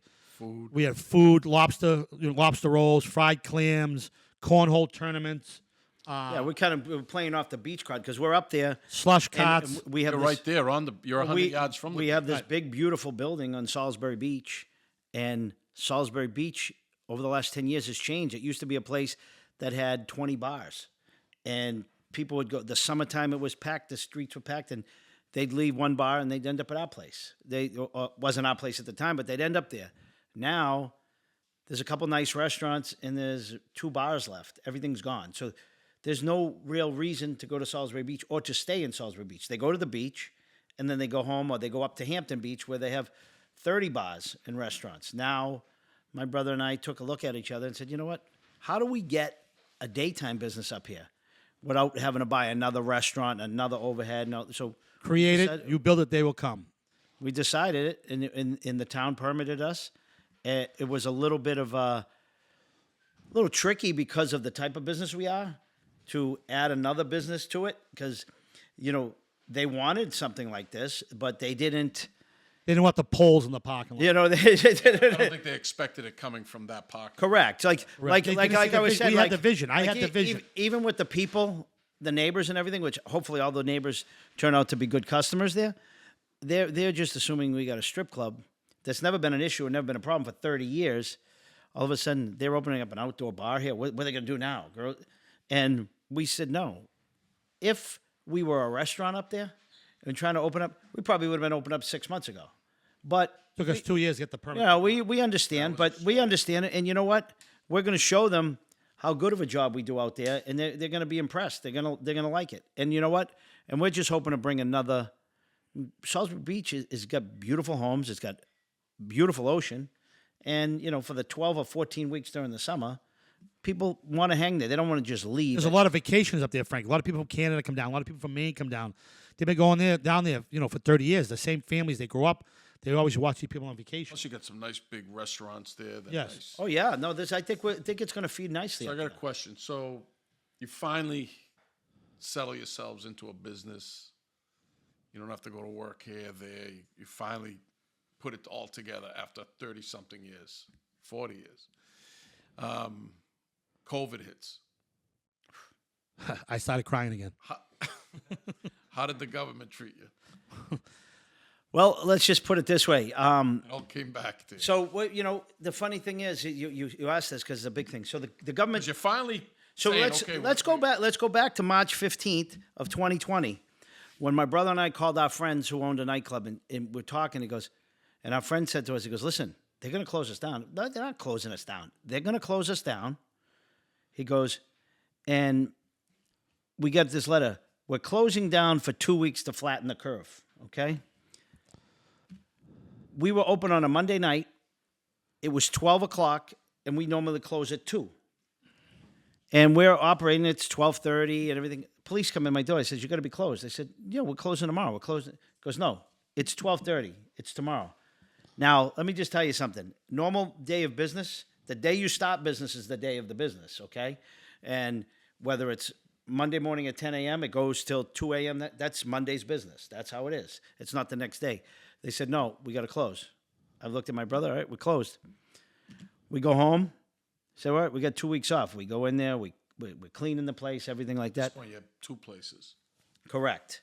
And now we look at each other when this was all, everybody didn't know what was going on, all this stuff. There was no guidance from the government or anything like that. It was 2 weeks to flatten the curve. Well, 2 weeks turned into 16 months. Wow. We were closed totally. They did not allow us to open up for anything. And which was disgusting. I mean, we basically tried to, I want to say again, we almost got put out of business.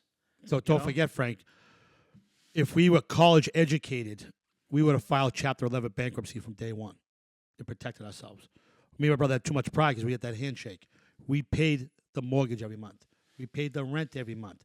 We paid the electric bill every month. We paid the insurance every month. We paid the health insurance for the employees every month. We paid every bill. We were going broke. We're going to be bankrupt again after we're living such a great life and making good money. We're going to go Finally bankrupt. made it. We're finally Oh, made yeah, it. we got nice homes. I've got a beautiful wife, wonderful kids. I mean, we're doing the right thing. We're raising, his kids are growing up. Everything's great. And I looked at my brother and I'm like, they're going to take everything away from us. This is crazy. You must have felt sick. My brother and I'll tell you, I took it, I think, maybe a little worse than him. I went into the club one day. I just started, like, hitting the walls and everything. Like, I was, like, freaking out, throwing chairs around. I'm like, because at this point, it wasn't 2 weeks. It was now 3 months. We're sitting in there, and there was no phase 4 plan. There was no this plan. It was... But don't forget, people get PPP money, and they want to give it to us. due to the prudent nature of our business. No. Let me explain the word. I don't even I know. didn't even spell prudent. So we got. Let me say, my brother loves to mix up some words, but that's okay. It's a very hard word to do, but we got the first round of PPP funding. It came out in 30 seconds. I applied for all the loans. We get the first round. Now, not a lot of money. It was enough to get us through a little bit. It wasn't the $27 million that JRM got, and then it closed one day. So we all know that whole PPP thing was it took care of the people that were still in business, and the people who were needed it the most and left out of business, like ourselves. We got the short end of the stick. You think they profiled your business? Well, they definitely did. So coming down to it, they profiled the Italians. As we found out, and I've done a lot of education on this during the time because I had nothing but time. They denied us forgiveness on the PPP loans they gave us, and I went through all this months and months of appeals, and they denied it because of the, as you call it, the prurient nature. It was an old word that they came up with. I think it was in the 80s or 90s, and they put it in their books. And there was sexually prurient nature. Now, I don't think it was exactly for our business, but they say it was, and we can't be involved. But come to find out, while we're going through all this investigation, I'm investigating, Google, you find out everything. And I'm looking around, we're getting denied, which I appealed it, and, and appealing it, and I'm trying to, because I'm like, we can't get stuck with these loans. We're 16 months out of business. We owe people, we owe this, and here we are, we got to pay this back. And we used it for every expense they told us to use it for. Payroll, mortgage, insurance, everything. We did everything by the books.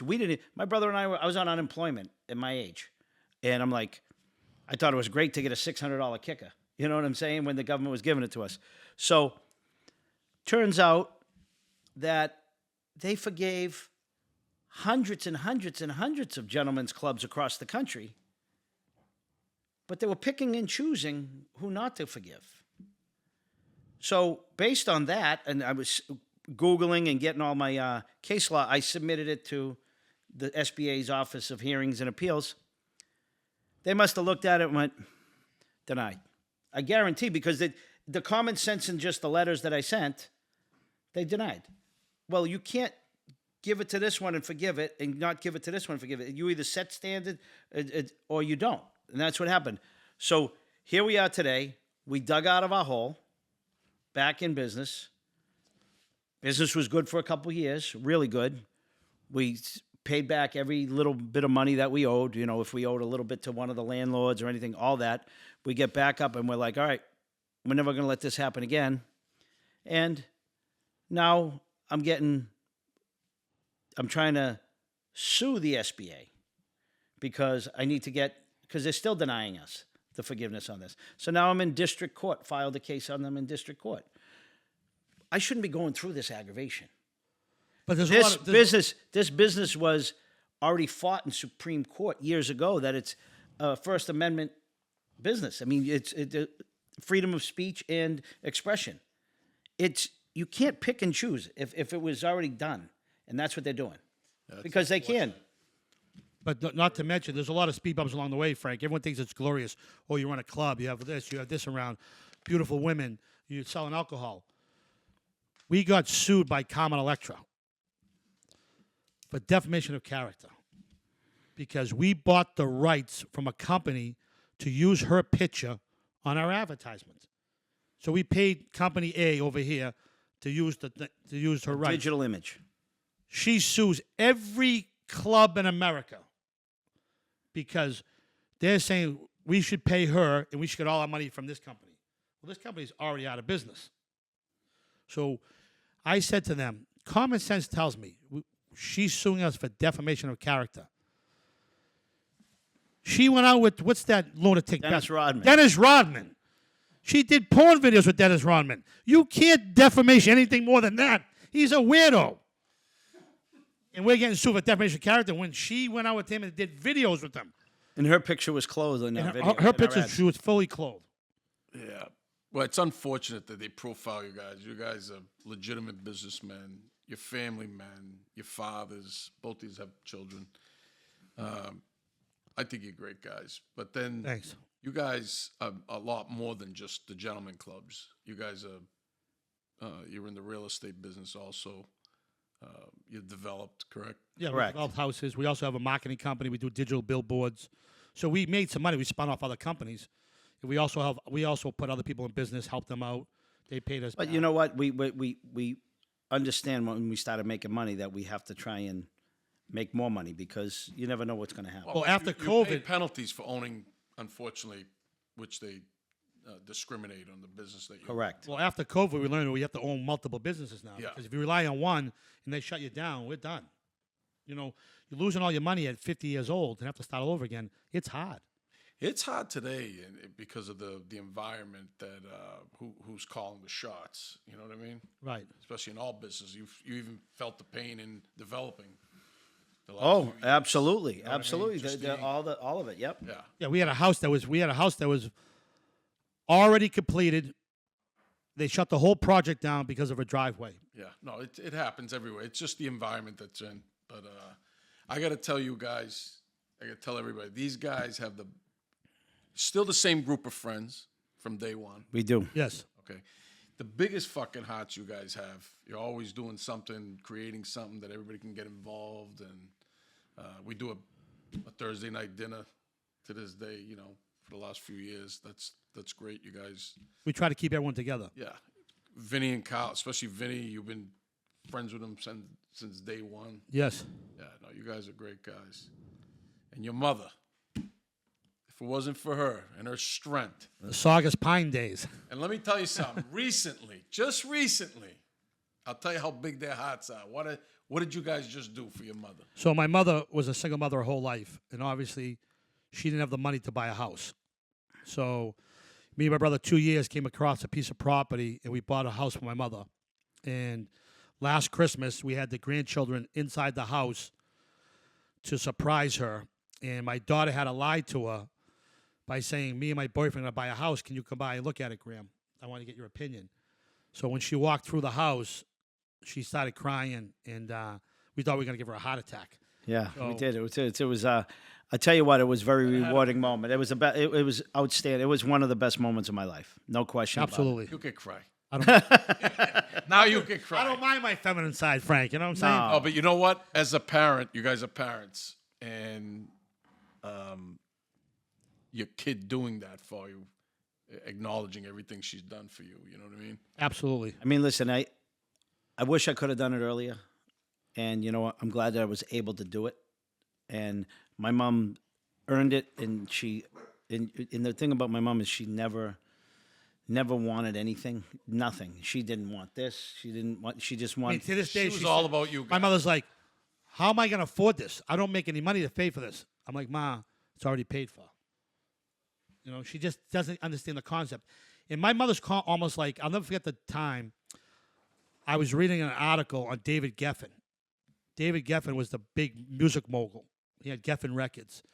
And his mother never realized how successful David Geffen was. She was reading an article that Geffen Records is one of the biggest in the music industry, and David is so wealthy. So the mother called up David and said, hey, Dave, you know you have a twin brother out there that has his music company and all this stuff? And he said, Mom, that is me. I've been trying to tell you all along. You know what I'm saying? Get out. And I'll never forget that story. So it's almost like my mother to this day, like, how do my kids end up in the nightclub business? You know what I'm saying? How do my kids end up opening a restaurant? How did they end up on the Food Network when they don't even know how to cook? But my mom, obviously strong, very proud of everything we did. And she was there for every minute, every bit of it, you know? I got to tell you where she succeeded the most. Keeping you fucking guys together. You know, that's the biggest long shot. I know plenty of partners, brothers, sisters. Man, there's no way. There's no way they stick together like that. Very few of you exist out there, you know what I mean? And have a relationship. Right. You might be in business. They don't talk to each other or whatever. Right. I've seen it. Right. But you guys, you live life together. You share your life together. No, it's great.